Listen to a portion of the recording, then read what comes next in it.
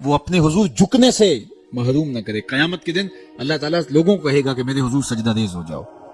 آج اگر کوئی نماز پڑھتا ہے یا نہیں پڑھتا, قیامت کے دن تو چاہے گا کہ میں اس کی حضور سجدہ ریز ہو جاؤں. جب سورج سوا نیزے پہ ہوگا پھر تو کوئی انکار نہیں ہوگا. بے نمازی سجدہ کرنا چاہیں گے بھی کمر اکڑ جائے گی, نہیں کر پائیں گے.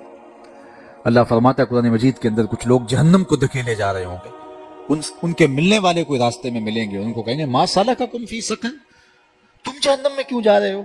تو وہ کیا کہیں گے, لم نکو من المصلین, ہم نماز نہیں پڑھا کرتے تھے. ایک بار نہیں, دو بار نہیں, قرآن و حدیث میں 750 مرتبہ نماز کا حکم آیا. یار ایک بات میں آپ کو کہوں, ہمارے خطبہ کہتے ہیں کہو سبحان اللہ, تو سامعین نہ کہیں تو وہ ناراض ہو جاتے ہیں. کوئی مذاق کر دیں گے پھر سخت غصے میں آ جائیں گے, کئی تو ناراض ہو کے تقریر چھوڑ دیتے ہیں کہ میں تمہارے پاس آیا, تم زور سے سبحان اللہ بھی نہیں کہتے. تو 3 مرتبہ 2 مرتبہ 4 مرتبہ ایک مکرر ایک بات کہے اور آپ نہ مانیں یا میں نہ مانوں تو وہ ناراض ہو جاتا ہے. اور میرا رب ایک بار نہیں 750 مرتبہ کہہ رہا ہے. نماز کا حکم اللہ اور اس کے رسول کی جانب سے 750 مرتبہ ہے. کتنا ڈھیٹ پنا ہے کہ بندہ پھر بھی اللہ کے حضور سجدہ ریزی کی توفیق نہ پائے, اور وہ کس طرح جو ہے وہ ڈٹائی کے ساتھ اپنی زندگی گزار دے. 5 گانا نماز شعار زندگی بنا لو, یہ دین ہے, اس کو اچھی طرح سے روحوں میں اتار لو.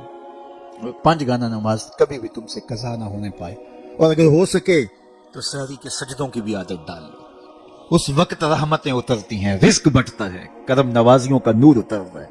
یہ جو آپ کہتے ہیں گھر میں ٹینشن بہت ہے, پریشانیاں بہت ہیں, مسائل بہت ہیں, اپنے بھی دشمن ہو گئے, شریکہ برادری نے مار دیا, کتنے مسائل ہیں.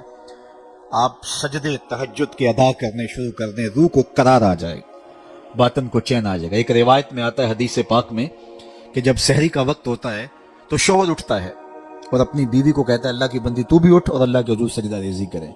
سارے دن کی تھکی ہوئی خاتون اٹھ نہیں پاتی, تو وہ خیر وضو کر کے واپس جب آتا ہے تو چلو میں تھوڑا سا پانی لے آتا ہے اور اپنی بیوی کے چہرے پہ چھڑک دیتا ہے اور مصلی بچھا کے نماز پڑھنے لگ جاتا ہے.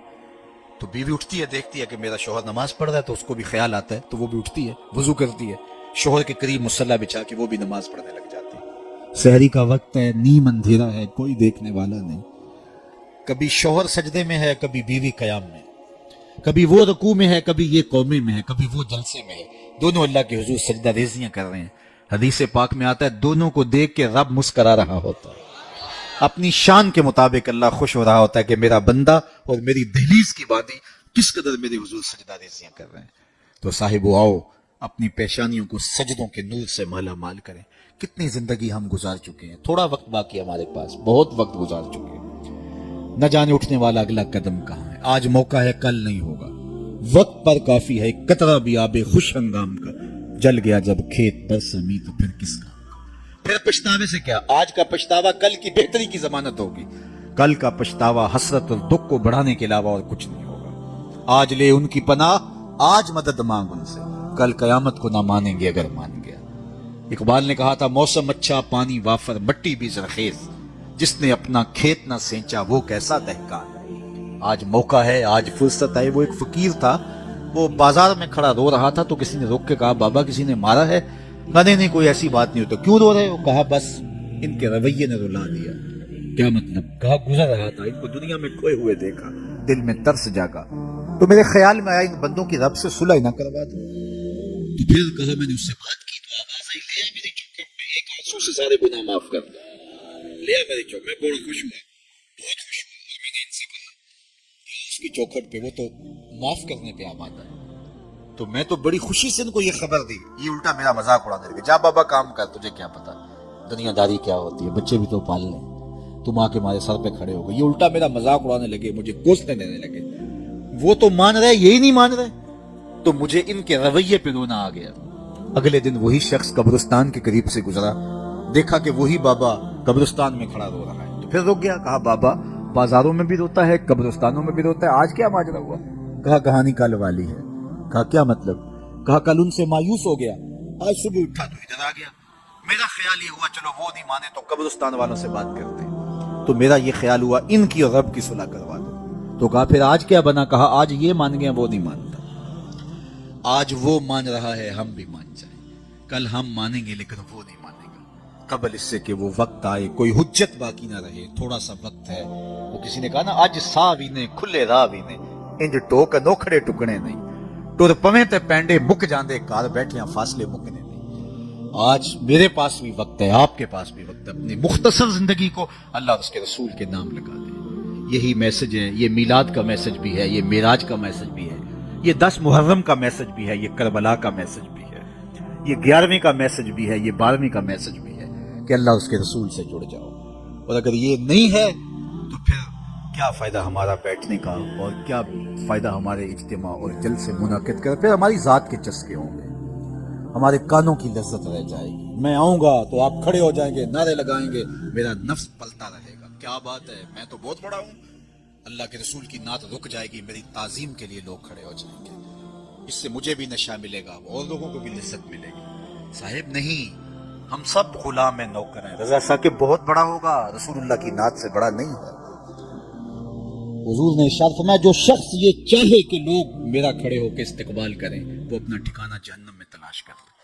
ये छोटी वईद है, ये रोंगटे खड़े कर देती है, बल्कि नफ्स की चालें तो इतनी बारीक हैं कि हजरत बायजीद बुस्तामी बोले कि मैंने एक दिन अपने नफ्स से कहा कि मैं तुझे गजा भी नहीं देता, तू फिर भी इतना मोटा ताजा क्यों है? तो कहते मेरे नफ्स ने मुझे जवाब दिया कि बायजीद, जब तू गलियों बाजारों से गुजरता है ना, तो लोग उंगली के इशारे कर करके कहते हैं ये बायजीद जा रहा है, ये बायजीद जा रहा है, मेरी गजा मुझे उससे मिल जाती, इसकी तो चालें बड़ी बारीक है।